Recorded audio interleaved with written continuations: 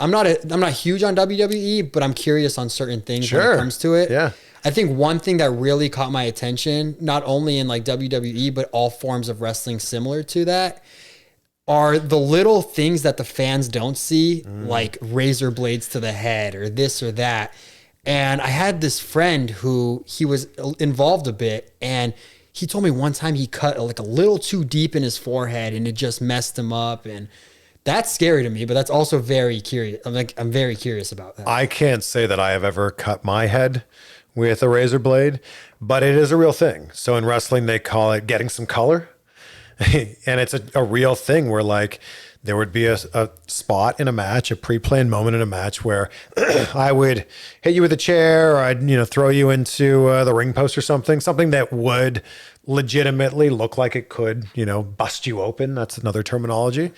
And then either the referee or your opponent hands you a razor blade. Really? And you've got 10, 15 seconds while the camera is being distracted by, the guy posing or something, to like just a little nick in your forehead right near your hairline there.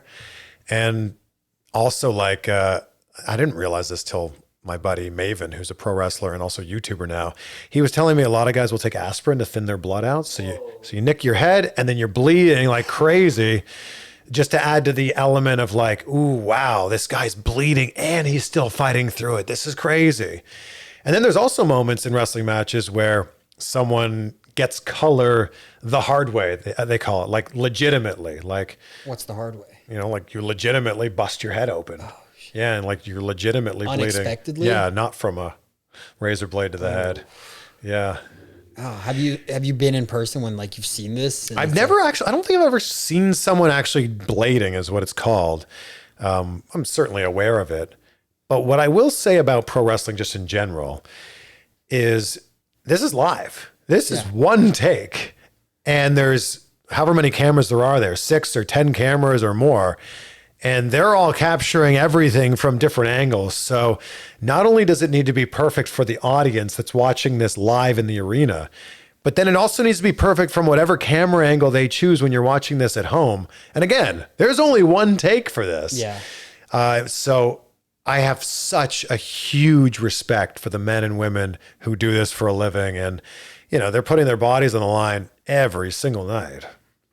Yeah, I can't imagine. That's, dude, just having to be in that. I guess when the adrenaline's there and like you feel like you have to, but then just like the aftermath of just cutting yourself. I think there's something about like the natural high of being in front of 15,000 people in an arena that I think you're just like, yeah, this is part of the show, Are they aware of like where cameras are when they're doing it? Is this all? Yes. And I also think the best competitors are like even more so aware of like, oh, if I, do this little look to this camera, I don't know why I've pretended there was a camera over there. What if there was? It's just been waiting for that look this whole time. The best people know where the cameras are. That's basically what I just did.